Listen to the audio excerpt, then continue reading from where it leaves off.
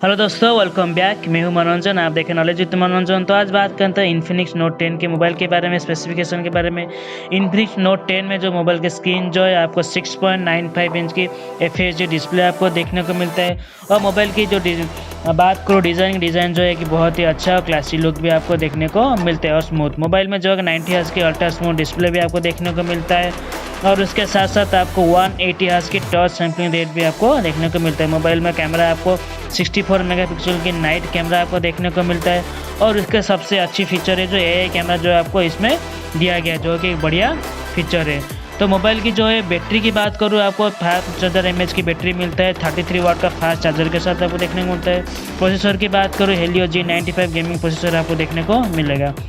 Cinematic dual speaker with DTS के साथ आपको मिलता है। और मोबाइल जो वेरिएंट है 4GB और 64GB रैम और 6GB और 128GB के वेरिएंट्स में आपको अवेलेबल हो जाते हैं। मोबाइल की प्राइस की बात करें 10,999 रुपये में आपको देखने को मिलता है। मोबाइल जो है लॉन्च होगा जो जून के महीने में 13 जून को फ्लिपकार्ट में लॉन्च होगा, तो आप जाएँ तो परचेज कर सकते हैं। तो आज के लिए इतना था गाइस, फिर मिलूंगा अगले वीडियो में। मैं ही मनोरंजन, आप देखें नॉलेज विद मनोरंजन। Bye bye, take care.